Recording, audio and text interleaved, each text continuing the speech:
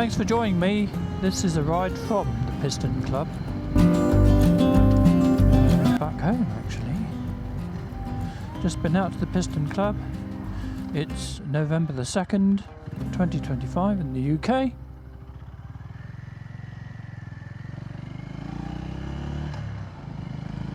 And you're riding with me on the GB350S.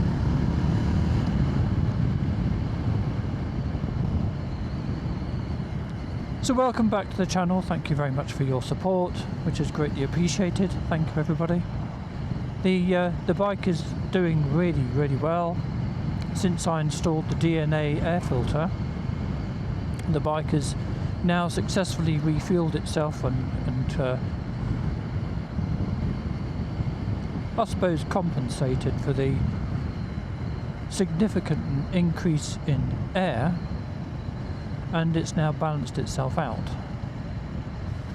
The upshot of all that means that I can feel, whether it's right or not, I can feel a significant improvement in engine response. A very significant improvement, which is brilliant. Another thing I've noticed is that I can keep it into higher gears at lower speeds without the engine complaining too much, in fact at all really. Here I'm in fourth gear at 28 miles an hour and it's perfectly okay, which is another nice thing, which means of course the fuel economy will really come back to me. I did see a reduction in fuel economy whilst the engine was, I suppose, sorting itself out and correcting itself with the increased airflow. It's now actually recovered and come back to me, the fuel economy. It went down to about 89 miles to the gallon. It's now recovered, and I'm now seeing 92.9 miles to the gallon. Hopefully I won't crash into any cars.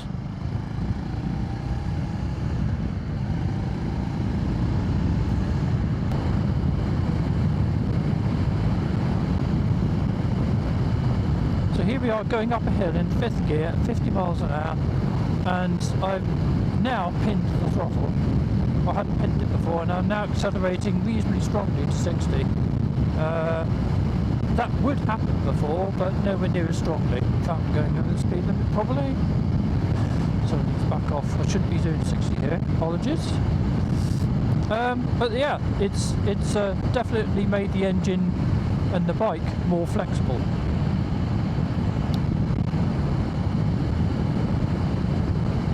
I'm getting on really well with the GB350. The bike is full of character. It's a superb machine. Very pleased with her indeed. And it's going to be a keeper. I'm keeping this machine because I'm so impressed with her handling, the engine, everything about her. She's just lovely.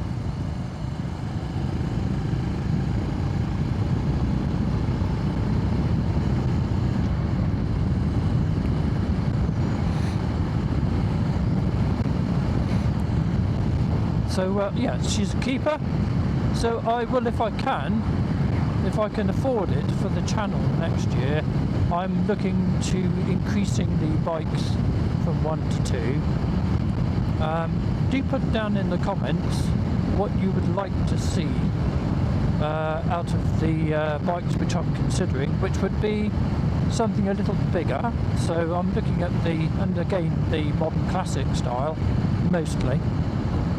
So that would be the BSA Gold Star. I really like the look of that. And they're really good value second hand.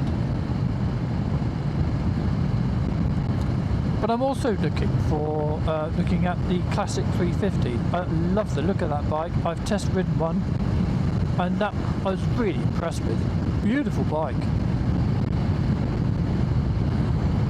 In addition to that, I'm also looking for possibility of looking at a Scram 411 Royal Enfield. if anybody's has any experience of those, I'd be interested to know specifically what the performance is like, what the handling is like, what else? Is it a real pain in the neck not to have a centre stand, that kind of thing? Not having a centre stand on a bike is a bit of a pain in the neck, I must admit. But I mean, you could probably get around it somehow, paddock stand or something, or yeah. I do like a centre stand on a bike, I must admit. It does give you the flexibility of adjusting your own chain and this kind of thing. And if anybody's got a Scram 411 or the 350 Classic, in reality, how have they found the servicing? Has it been reasonably easy? I gather they are quite easy to service. Even the tappets, they're easy enough to sort out, much like the engine on this. I mean, although with this bike I've got the remainder of the 3 years worth of services, so it should be, I'll get the dealer to do the services until the warranty that has expired, and then I'm looking to doing my own servicing on this machine.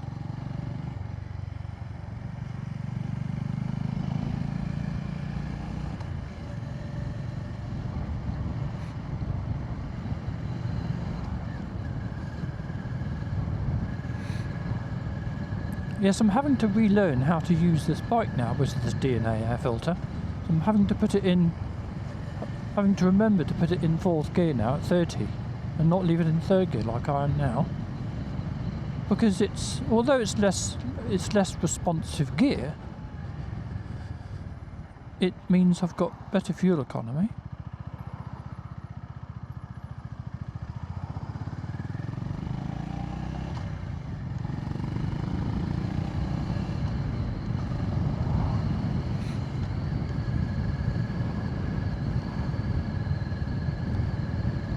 But it'll now handle it, and on many occasions it's a suitable gear for it to be in at 30 miles an hour.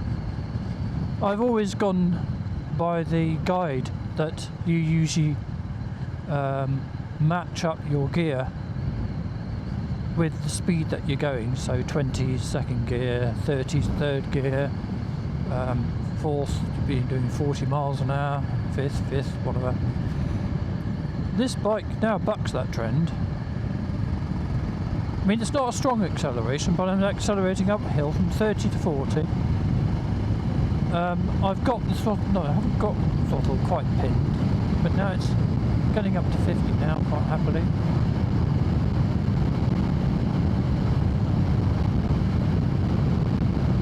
But that is actually perfectly good.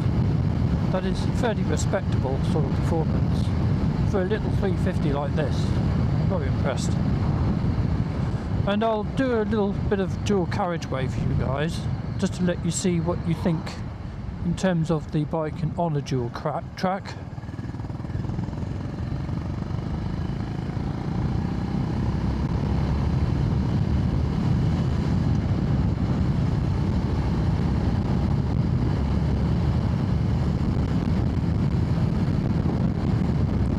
So it's 60 now. I'm on a dual track and it's a fairly level track. I'm doing 70 now quite happily against the airflow of these two huge Arctics, which is blowing me across the road.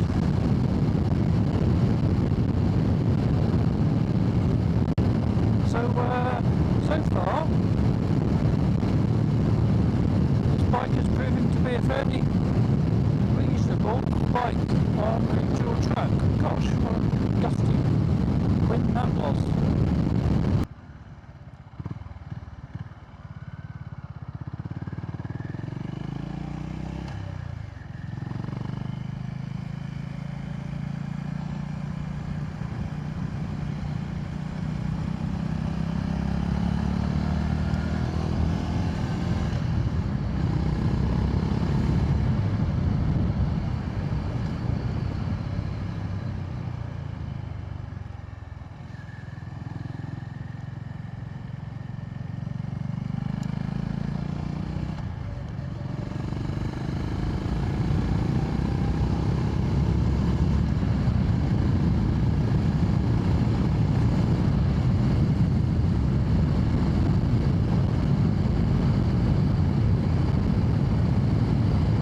It is actually a really lovely day today, a nice surprise today.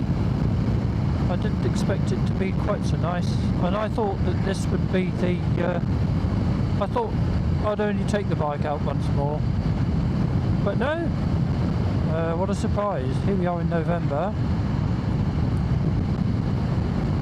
and a nice freak moment where we can take the bike out.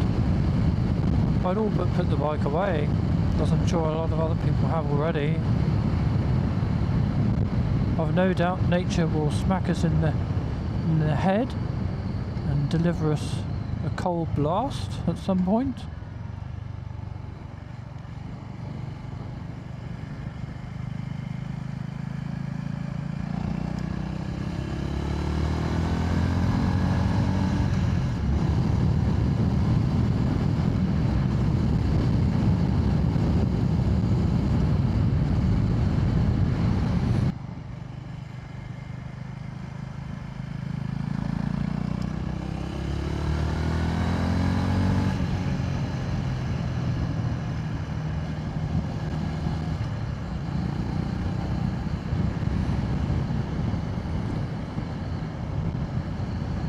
Yes, I think you can probably tell this engine just wants to go now. I think we're at about 2,000 miles on this bike now, and the engine just spins up so happily and just wants to go. So it now wants to rev out. Before it was a little reluctant, but from about 15 to 1600 miles it just freely revs. It just wants to rev out.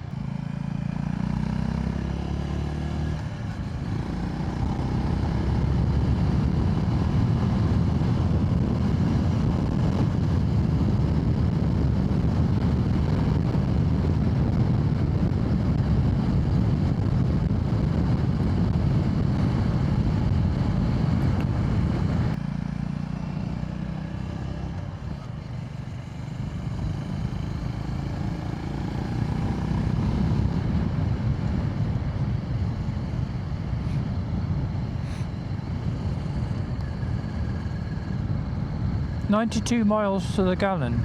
Yeah, that's recovered nicely. From about 89 it went down to.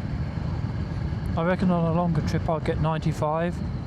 So before I was getting between 97 and 100 miles to the gallon. Be interesting to see on my next tank of fuel if we can reach 100 miles to the gallon.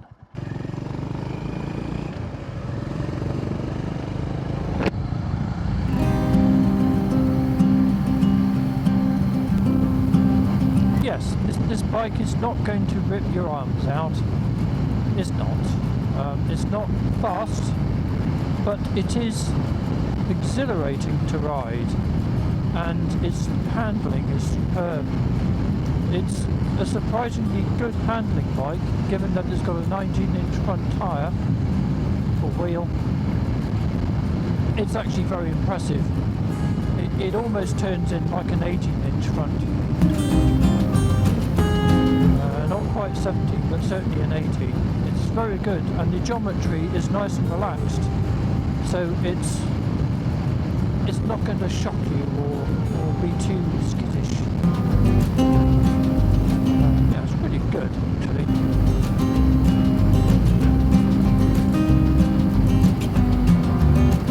So it's more than capable of handling normal traffic duties.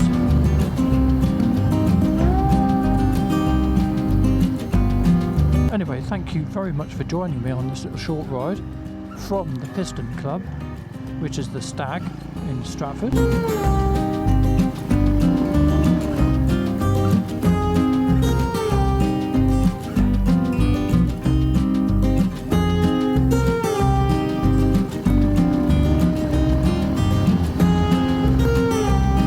Please remember to like, share and subscribe, and I'll see you in the next video.